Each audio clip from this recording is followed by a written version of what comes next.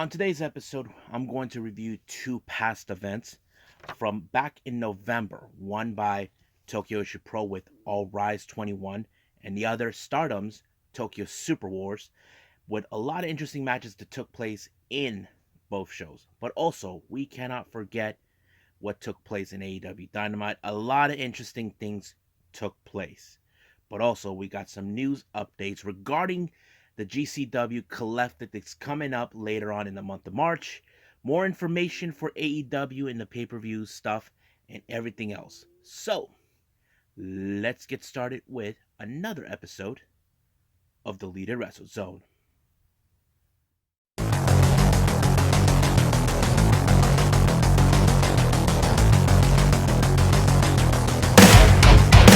Are you ready?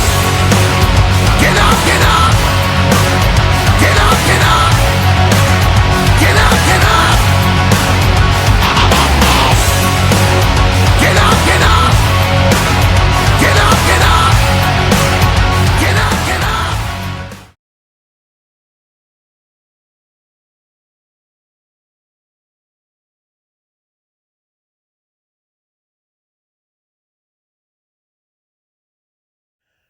Welcome everybody to the Lead Wrestle Zone, all things that is pro wrestling with AEW, NXT, New Japan Pro Wrestling, Impact Wrestling, the National Wrestling Alliance, various promotions, wrestlers, matches, and championships.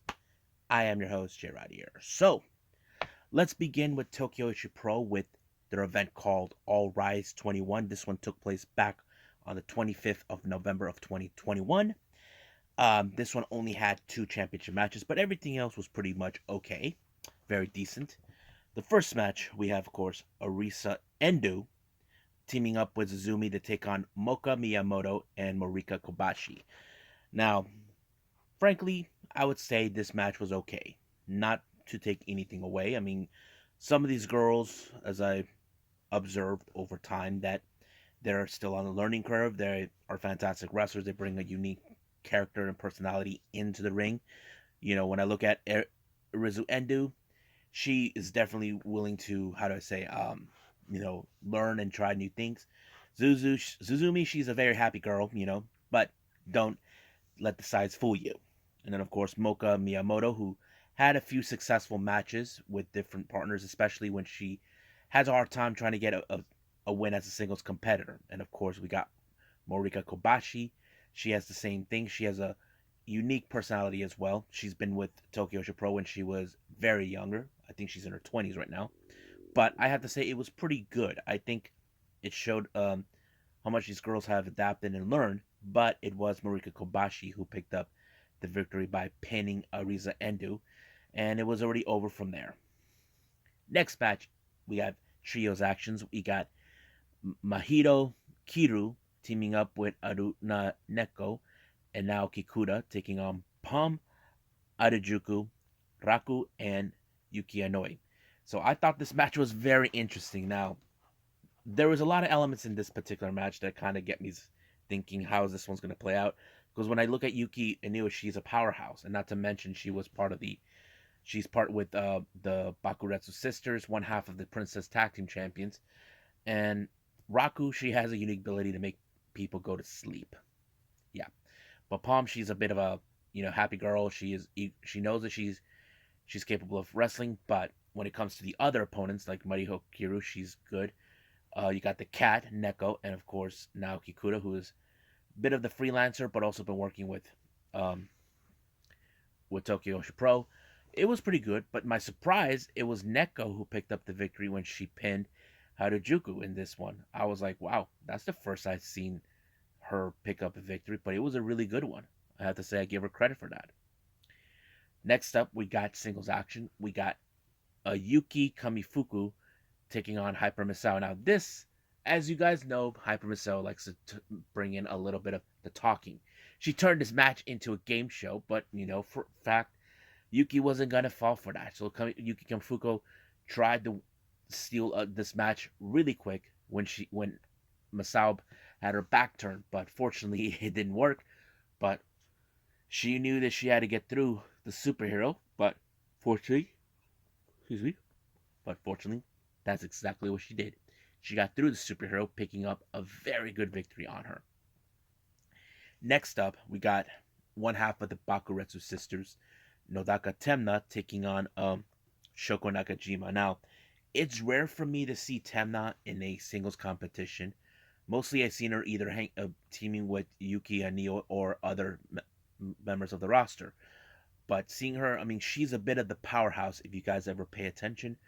But Shoko, she has much of the momentum in her side that gave her, and she was the one that picked up the victory by pinning um, uh, Temna for the victory. Now this match was special request by Rika Tatsumi to Yuki Aria. Now Yuki Aria is still basically the new girl on the block. Basically, she wanted to be in this match. Now, Yuki has been in several matches before. Some were good, some were not that good, but this one was different. As you guys know, this Rika has been one of the top girls in this particular promotion. I have to say, it brought out a lot of the intensity with Yuki in this match. As you know, she is still on the learning curve. She is the reason she's in this promotion was because originally she was an idol, kind of like Maki Ito, and of course they had her confrontation with her in the past. But I have to say it was Rika's experience that helped her win when she applied the infamous figure four leg lock. Now that's like a basic move anybody can pull off, but of course Yuki tried to roll over to relieve the pressure, but fortunately it wasn't good enough. Basically, Rika had more of the strength and momentum in her side, and Yuki had no other choice but to tap out, which I'm sure she will grow more with time.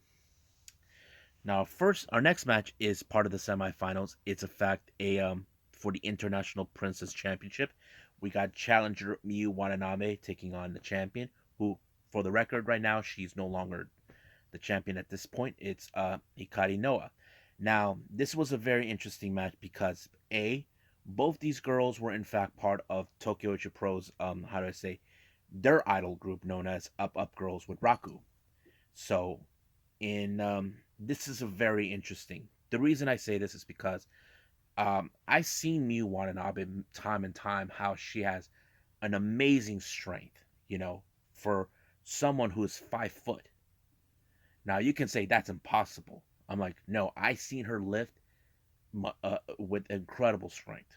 I mean, she actually pick up two people when she picked them up. That turn that Cesaro does. She does that too, and she picked up two people at the same time, and that was the magical sugar rabbit. But I think Hikaru now, who is a bit of the not the oddball, but more of the scrappy wrestler who somehow was able to survive. Can she survive someone like her? And I think that kind of tells the story. Basically, these two are friends. They're part of the same uh, um, idol group together. But, however, I think it was, of course, Hikaru Now who walked out the victor when she was able to apply the pinfall, retaining her title. Now, this next match is the main event. Is for the Princess Tag Team Championships. We have, of course, the challengers Maki Ito and Miyu Yamashita. These two have been always on and off, always arguing, disagreeing, agreeing, however you want to call it. Call it an unstable or disabled relationship, however you want to say it. This is not the first time these two have tried to gain these titles before. They still have the ambition, as you know. During this time, Miyu Yamashita is the Princess of Champion, and of course, they're facing the Magical Sugar Rabbits, consistent of Mizuki and Yuka Sakazaki. I have to say, there's been a lot of misfires, but it was good. It showed, even though they know there's been misfires, they showed a lot of determination. They really wanted to win these titles, but unfortunately, it did not do any well. Apparently, the match ended when Mizuki picked up the victory when she pinned Miyu Yamashita. Now, this was a very disappointing loss. I mean, I would have liked to see Maki and Miyu actually win these tag titles, but I'm sure they will come back for those titles somewhere down the line. So it was a good match. I have to say it was enjoyable.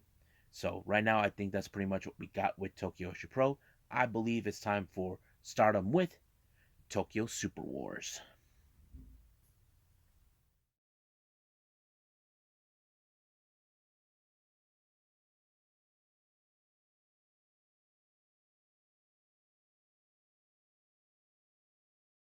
Okie dokie. So we're now in Stardom with the Tokyo Super Wars. This one took place on the 27th of November. Now, the beginning of this one started with the Future Stardom belt.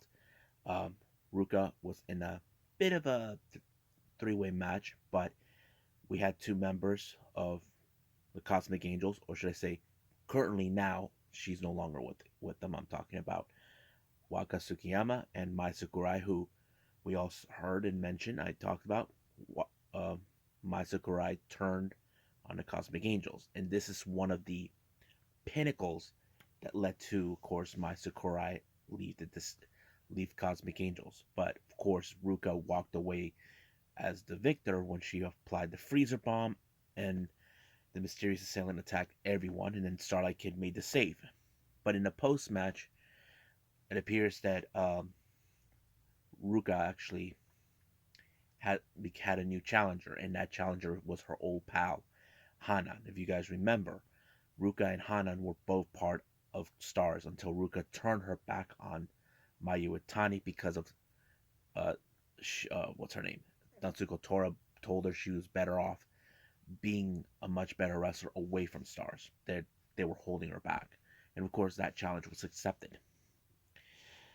Now our next match, it was Lady C teaming up with Unagi Sayaka, taking on Momozawa, the members of Queen's Quest, or what was now Momo, who is a member of Odatai long before she turned on them. I thought this was a very interesting match because during this time, Lady C hasn't made a decision yet if what faction she was going to join. They were circulating that she could go with DDM. There were those that say she was probably better off with Cosmic Angels, but she did pretty good in this match. But unfortunately, Azumi was the one who pinned her and won the match. Next up is Oda Tai, Rina, Fukigen Death, Saki Kashima taking on Stars, Hanan, Azuki, and Mayu Itani. Now, this was a very interesting match. There was a request by Saki Kashima of Oda Tai demanding Azuki to give up the makeup. Now, if you guys recall this, Azuki used to wear this black lipstick all the time when she's wrestling when she was with Oda Tai, but since she came back, she continues to wear that. And Saki Kashima acts like that is property of Oda Tai. Now, I can point this out. This is something almost similar to the Too Sweet side. Remember, WWE claimed that they owned the rights to it when they were, of course, when the Bucks were being told no more of this by WWE. But in reality, X Pac mentioned anybody could do it. And I feel like maybe this is the same thing with Azuki when she came back wearing the black lipstick. But fortunately, it did not end that way because Azuki pinned Kashima in this match, allowing herself to win. So that means she gets to keep the black makeup no matter what Oda Tai thinks. Now, our next match, this one was a very unusual match. This one is for the number one contendership for the Wonder of Stardom Championship, or as we call it, the White Belt. We had Saya Kamitani, who was in pursuit of this title. She had her chance with this title, but she lost. And then there's Natsupoi, the same thing too, since she has history with Tam Nakano during that time. And then Himeka, who I don't know why this was placed, but however, there's been more of a fallout between both Himeka and Natsupoi because they both did not make it all the way to the finals during the Goddesses of Tag League. But it continued to play the same mode. But however, Kamitani was the one who walked out when she applied the Phoenix Splash onto Natsupoi, allowing herself to be number one contender. But there is a guarantee that you probably will see her, will be watching this match with Tam Nakano and Mina Shirakawa carefully.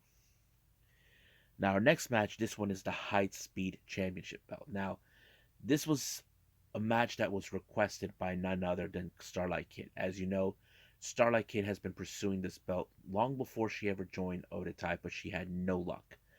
But later, when she actually won that belt away from Natsupoi, she actually was looking for a challenger. So, however, one of the challengers she wanted to have is Koguma. Now, Koguma has been considered as many as the high speed genius. So, what makes her genius? Well, she can try to high speed her way out of anything.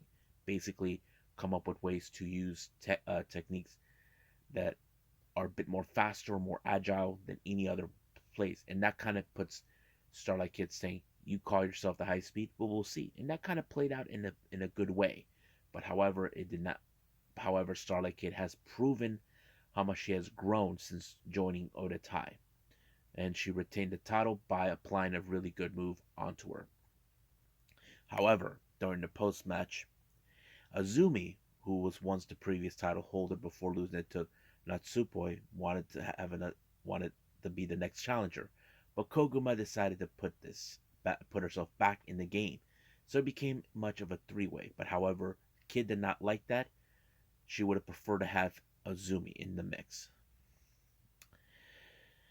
Now, the next match we have double the standards going on. This one is for the CWA Undisputed World Women's Championship, along with the 5-star Grand Prix contract signing for the UWF rules match. Now, this match was supposed to take place a month prior. It was supposed to be Konami of Odotai taking on DDM's Sudi. Now, the reason the match did not happen was because Konami was suffering some health problems, mainly something to do with the kidneys. I'm not 100% sure exactly if I remember what it was, but Kashima stepped up and she came up short. However, this was just the beginning until, Konami made the announcement that she was going to take a hiatus to recover. But the match itself was pretty okay. It was more like very decent. I'm sure that Konami was being more careful, as you don't want to make the wrong move and make things worse with your health. And that's what in the wrestling business in Japan it's all about. They just don't want to make things worse. But however, she came up short. Sudi retained the title and retained the contract. Now, our next match, this one is the Wonder of Stardom Championship belt. However, this one was between Cosmic Angels members um, Mina Shirakawa and Tam Nakano. Now, their friendship began back in October of 2020 when Mina first came from Tokyoshi Pro and Tam Nakano extended a hand, and together that's when they decided to form Cosmic Angels as a subgroup within Stars. So this has become like more okay. What is going on with Mina? Mina was being obsessive over the belt. She was acting like Gollum. But however, Tam Nakano had wanted to protect the past wrestlers who hold that title before, such as Mayu Itani and Arisa um, Hoshi, or I think that's her name. I'm not sure, but basically that's what it was. But Tam Nakano, Amina Sherka came out with a different look, black hair, try to have like the Harley Quinn makeup, that sort of thing. But there was a lot of emotion in this particular match. Like there was a moment where Mina punches her, but Tam didn't feel a thing. Like she's like giving her that look, but it's more like Mina was begging her to hit her, but she wouldn't. But however, there was a moment of hesitation by Mina. She hesitated making a blow, and that cost her that title until uh, Tam put her in the tiger suplex, allowing herself to retain the title. But however, she gave a promo about how strong Mina has become, and she knows there's no doubt she will be more stronger than she ever was before. Mina kind of doubted herself that she was never strong enough, but looks like Tam gave her the approval that she is. And of course, she gave her a big hug, telling her how much she was sorry, how much she turned was going to a dark path. But however, Tam was no fool because she knew someone was watching. And I'm talking about her former protege and the number one contender of this title, and that is of course Saya Kamitani. So it looks like it was set. Now Kamitani has pursued this belt before. She wanted to prove that she can surpass her mentor, but that question is still yet to be answered. But unfortunately, it's already been answered, and that's another review for another time. Now our main event is the red belt itself, the Wonder of Stardom. We have Maika versus Utami Hayashida. Now, Maika had pursued this belt before, and and no luck. However, she even was close on many occasions to try to pursue this belt in many ways, like the Cinderella tournament where she lost to Sai Kamitani, the 5-star Grand Prix. That's one. So she's been trying to pursue this belt. However, Utami Hayashida wanted to wait for Sudi, who is her primary opponent that she felt was well deserving. But Micah didn't give a damn what she wanted. She wanted a shot. So basically, she gave her the shot, and Micah believed that she had the only one who can beat Utami Hayashida, who held that title more than maybe 400 days. And that's what it was. And I have to say, it was a very intensified match from what I can tell, and it was like amazing. However, Utami Hayashida proven that she always be the better wrestler. And of course, she gave Micah the stamp of approval. But however, we just later on we saw who came back, and that is Sudi was going to part three between them. Now, Sudi came close twice before, one, and then when she lost completely, and the other when she had a draw. So this time, this is more like third time's a charm. So this was like fate made by design. So don't remember which one.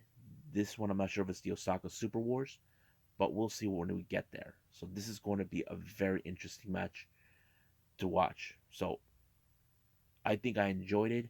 A lot of things took place that was really amazing. Some of the matches, but there's still more to review from Stardom. I'm almost catching up. I'm like right now, since this is the month of November, I'll be soon catching up to today's timing. So I think that's pretty much it. So let's move on right now with AEW Dynamite.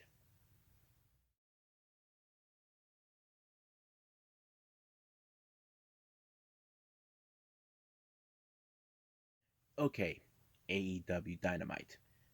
Opened up with Jurassic Express along with Christian Cage coming out to check out the tag team battle royal. This was part of the three-way match that's taking place in Revolution to take on Jurassic Express, who are the current AEW tag team champions. Now, there were too many teams. I can tell you there was Private Party, The Butcher, The Blade, FTR, The Bucks, Red Dragon, uh, Gun Club. I'm trying to remember who else. Alex Reynolds and Evil Luna, Alex Reynolds and Silver Dark Order, many others.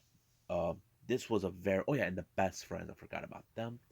Um, this was a very interesting matchup, but however, I think the most interesting part of this match was near the end. Keep in mind, there's a bit of the uneasy tension and alliance between both the Bucks and Red Dragons. Now, keep in mind, you probably say, is this a good thing? Well, these two have been rivals before, prior in other places, such as Ring of Honor, New Japan, anywhere they have been.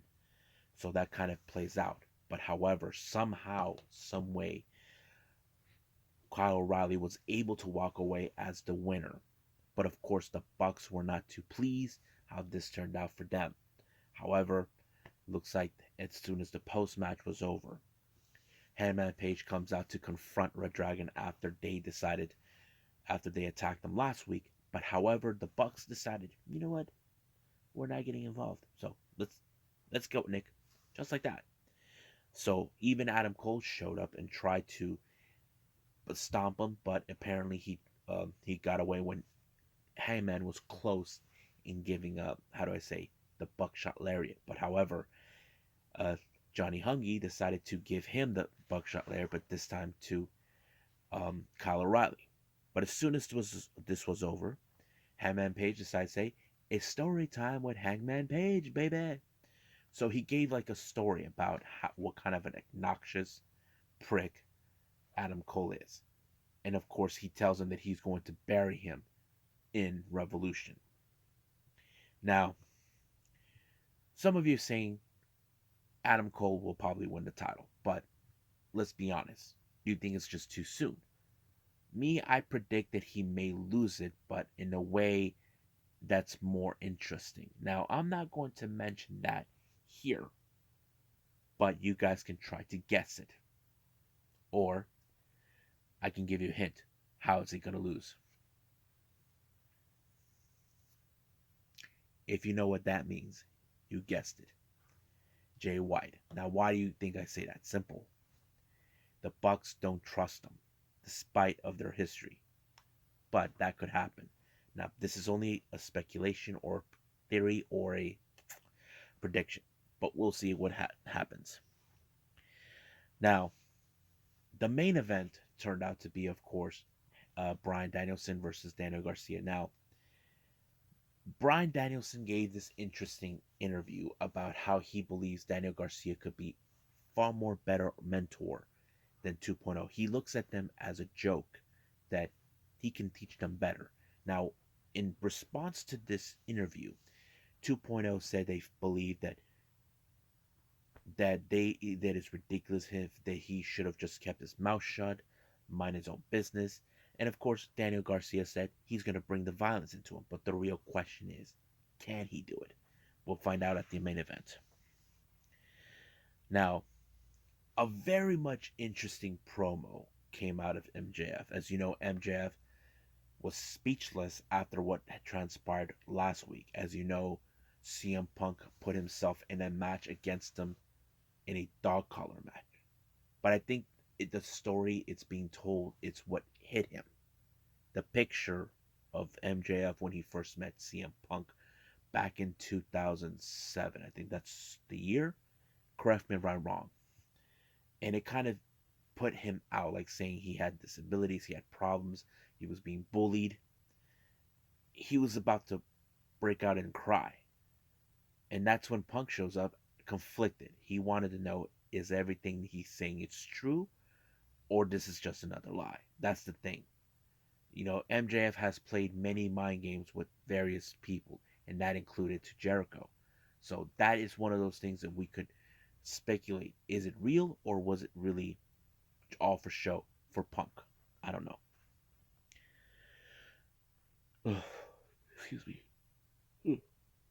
Now, our next match is tag team action. We have the Kings of the Black Throne, Brody King and Malachi Black representing the House of Black, taking on Death Triangles, Pac and Penta Oscuro. Now, this is a darker version of Pentagon. As you guys remember, this was a part of what we saw back in Lucha Underground. Now, if you guys never seen it, I'll give you a short history.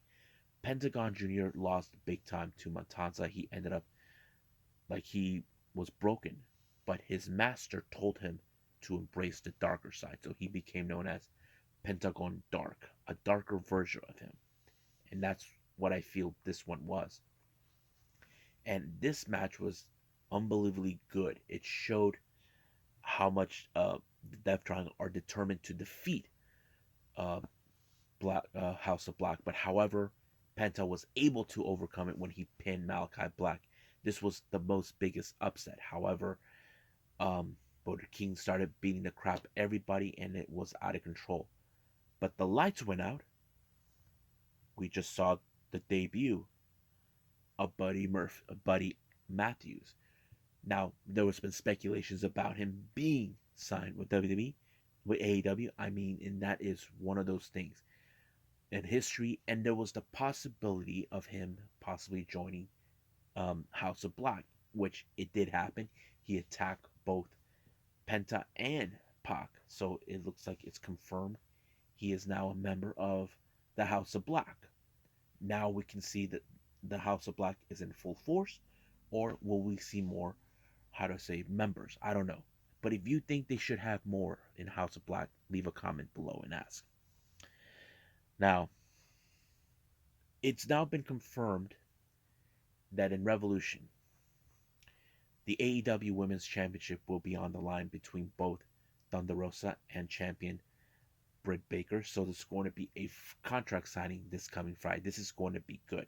Now, some of you probably saying Thunder Rosa most likely could win the belt and Britt Baker will lose it. I mean, that is the possibility. But we'll find out when we get there. Now, we get a little face-in-face confrontation between Jericho and what's his name, and Eddie Kingston. Now keep in mind, Jericho questions Eddie Kingston, what is your deal? So he views him like, you're the unknown guy nobody talks about. You're just the loser that keeps losing and all this and that. And he looks at himself as, I'm the big star. I've been everywhere. I've been in the best matches in the world. And that kind of tells it all. But looks like they're going to have this match in Revolution. But luckily, nothing exploded completely. So it kind of went smooth. But the real thing is, excuse me, will Jericho lose to Eddie Kingston and Kingston gets the respect? Or will Jericho's words about Kingston be right? Well, we don't know. That is the $1,000,000 question.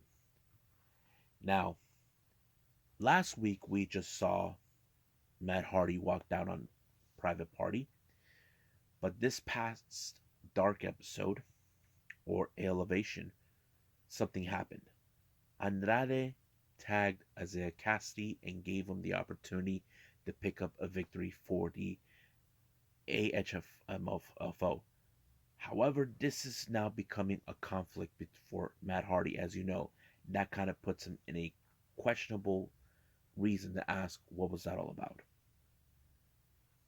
We can picture at some point that maybe, just maybe, down the line, we can see everybody from Private Party, the Butcher, the Blade, the Bunny, and whoever Matt Hardy has employed will turn on Hardy. That is one of my theories that I'm really, really gonna speculate. Because here's the way I see it. Much like Kingston declared saying to Jericho, you guys are Jericho, you're the reason Santana Ortiz never won the AEW tag team titles. What if that's what Andrade would do the same thing with Private Party and Butcher and the Blade? What if that is the same question? Think about it. Now, our next match is another qualifying match for the Face of the Revolution. We have Ricky Starks taking on 10. I thought this match was going to go for another behemoth. As you know, we have Keith Lee, we got Warlow, we got Powerhouse Hobbs. I mean, a fourth one, that would have been great. But however, Ricky Starks was just too much for.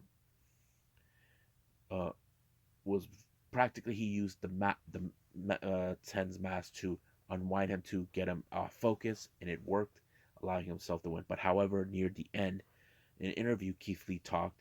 Starks told him, "Nice to see you again, but remember, Team Taz runs the show." But I don't think Keith Lee cares what he thinks because they think, Keith Lee, you're at the bottom. Me, I'm at the top. So stay over there. I'm up here. I'm winning the big matches. But what happens if Keith Lee wins? Well, that's going to be into an interesting storyline. Now, our next match is the TBS Championship. We got Jade Cargill versus the Bunny. Now, this was a very interesting match. Now, Matt Hardy shows up and tries to help the Bunny by tossing the brass. But however, Mark Sterling saw that, tossed the belt to ensure it did not work in Matt Hardy's favor. But he and Sterling were thrown out of the ring. But however, Jade Cargill applied the Jaded and allowed her to win the match. However, she did state who's left, who's next, nobody.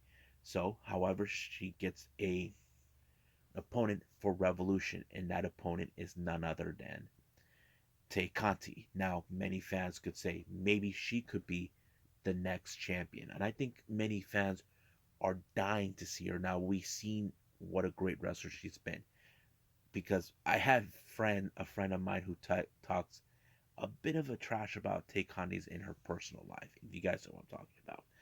But I don't think that's going to take place like that. But I can't wait to see it. But as soon as the whole thing was happening, the Bunny attacked, and so did Jade. Basically, Jade believes no one's going to beat her. But what if it does become Tay? That's going to be interesting. Or the obvious, Bunny comes out and attacks, accidentally beats Jade. We don't know. Anything could possibly happen. Now, our main event, we had Daniel Garcia versus Bryan Danielson. What a match! Now, you can sense they're almost equally, but I believe in this one it was Bryan and Danielson that picked up the victory with the leg lock on his throat. And I think he wanted to tell him that he's better off with away from 2.0, but 2.0 don't like that. They're saying We have trained them enough. But the real question is, if that's true, then why isn't he succeeding more? But as soon as 2.0 attacked them, here comes Moxley to the rescue. But however, near the end, Brian Danielson said he's going to accept the match. So basically, we are going to see um, Daniel, Brian Danielson and Moxley at Revolution. So basically, if they bleed together, that means they're going to be part of the faction. I think we could see something interesting if that happens. So that's pretty much it. What took place in AEW Dynamite, and I believe it's time for me to move on with some news updates.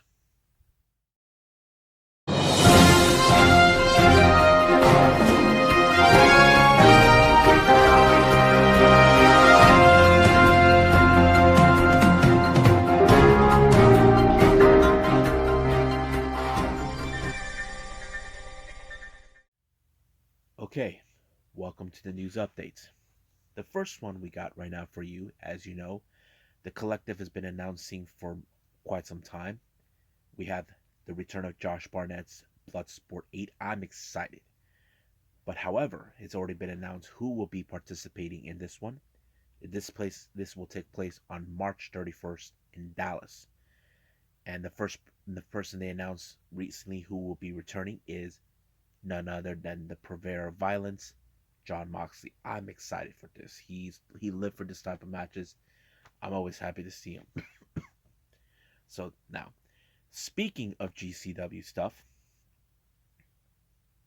Biff Busick, formerly known as Oney Lorcan from WWE NXT, has been announced that he will participate in 5 big matches with GCW. The first one will be in Bloodsport, which takes place on the 31st of March.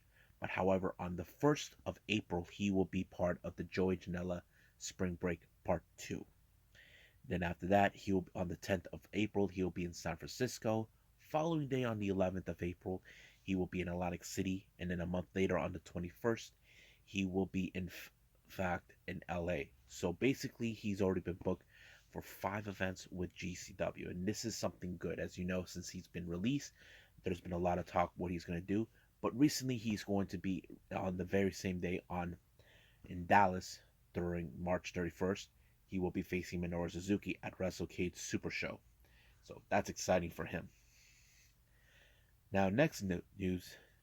If you remember Maverick, this was coming from PW Insider.